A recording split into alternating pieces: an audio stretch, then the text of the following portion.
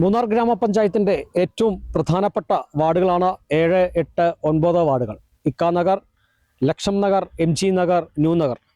ഈ വാർഡുകളിൽ മത്സരിച്ച് LDFിൻ്റെ ചെങ്കൊടി പാർപ്പിച്ചിരിക്കുകയാണ്.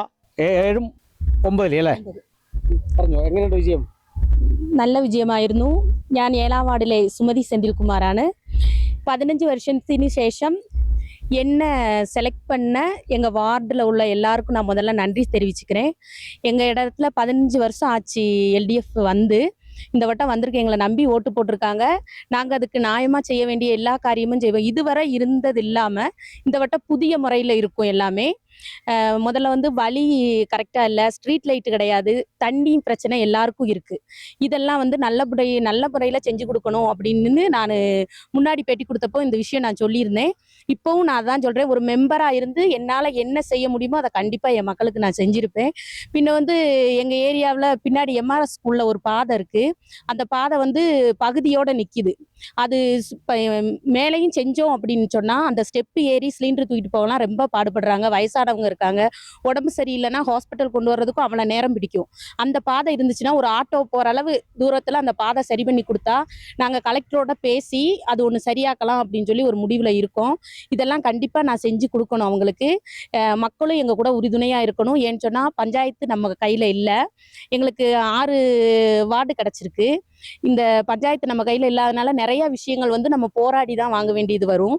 அதுக்கு வந்து என் மக்கள் என்னோட உறுதுணையாக இருந்து நான் மட்டுமா போராடணும்னு இல்லாமல் எங்களுக்கு ஒரு விஷயம் கிடைக்கலையா என் வார்டில் இருந்து 10 பேர் இறங்கி எங்களுக்காக போராடி நாங்கள் அதை எப்படியாவது செஞ்சு கொடுக்கணும் அப்படின்னு சொல்லி நான் கேட்டுக்கிறேன் எல்லார்ட்டையும். எனக்கு ஓட்டு போட்டது இல்லாமல் எங்கள் பேனலில் நிறைய பேருக்கு ஓட்டு போட்ட எல்லா மக்களுக்கும் நன்றி தெரிவிச்சுக்கிறோம். അതുപോലെ ഫസ്റ്റ് இந்த കോളനിയിലെ പ്രചാരണ രംഗത്ത് ഇറങ്ങുമ്പോൾ ഒരു പ്രതീക്ഷ നിശ്ചയ വിജയം എന്നുള്ള പ്രതീക്ഷ ഉണ്ടായിരുന്നു? நிச்சயமா இருந்துச்சு. ஏன்னா மக்கள் அப்போ வந்து ஒரு மாற்றம் வேணும்னு எல்லார் மனசுலயும் இருந்துச்சு. அது யோசிக்கிறதுக்கு அவங்களுக்கு நம்ம கொஞ்சம் டைம் கொடுத்தோம். யோசிச்சு ஒரு முடிவெடுத்து ஒரு புதுசா ஒரு தலைமுறை வரணும்னு அவங்க எதிர்பார்த்துருக்காங்க. அதன் பிரகாரம் ஓட்டு போட்டிருக்காங்க.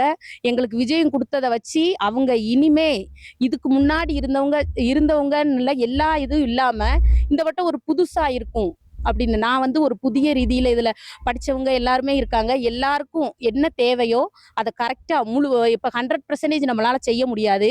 பொதுவா உள்ள எல்லா விஷயங்களும் செஞ்சு முன்னாடி இருந்ததை விட மேலும் அந்த வார்டு உயர்ந்திருக்கணும் அப்படின்னு சொல்லி நான் போராடுவேன். ஃபர்ஸ்ட் இந்த மக்கள் என்னென்ன கேட்குறாங்க? ஃபர்ஸ்ட் அவங்களுக்கு ஒரு தேவை இருக்கு இல்லையா? மெயின் தேவை என்னன்னா தண்ணி கேட்குறாங்க. தண்ணி வேணும், வழி சரியில்லை, பின்ன ட்ரைனேஜுகள் எல்லா இடத்துலையுமே அடைச்சிருக்கு, அதெல்லாம் கிளியர் பண்ணி எடுக்கணும். பின்ன ஒரு மழை பெஞ்சிச்சுன்னா வீடுகளுக்கு இடையில அப்படியே தண்ணி பயங்கரமாக வர்றதுனால அந்த ஓடை கால்வா கரெக்டாக இருந்துச்சுன்னா அது சரியாகும், அது கரெக்டாக ஆகணும். பின்ன மெயின்டெனன்ஸ் ஆகாத வீடுகள் நிறையா இருக்குது, அது இது பண்ணணும். இந்த 2-3 வருஷம் நடந்த அந்த பிரளயத்துலலாம் வந்து நிறைய வீடு உடஞ்சிதான் இருக்கு, வெளியே தெரியறது இல்லை. நம்ம வெளியே அவங்க கிளம்பி போகிறத பார்த்துட்டு நல்லா இருக்காங்க அப்படின்னு நினச்சிக்கிறோம், ஆனால் அப்படி கிடையாது. நான் இந்த ஓட்டு கேட்டு இறங்கி நடக்கும்போது தான் அந்த விஷயங்கள்லாம் நான் தெரிஞ்சுக்கிட்டேன். அவங்களுக்கு எல்லாத்துக்கும் என்னால் முடிஞ்ச நம்ம பஞ்சாயத்து வழி வர்ற எல்லா பദ്ധதியும் அவங்களுக்கு கிடைக்கிறதுக்கு நான் மேக்சிமம் போராடுவேன். ക്രിസ്റ്റ്യാന ബ്രൈറ്റി എങ്ങനെയുണ്ട് വിജയം? സന്തോഷമായോ? സന്തോഷമായി. എന്തൊക്കെയാണ് ചെയ്യാൻ താല്പര്യപ്പെടുന്നത്? ആദ്യമായിട്ട് ഞങ്ങൾ വിശ്വസിച്ച് വോട്ട് ചെയ്ത ഏവർക്കും എൻ്റെ നന്ദി.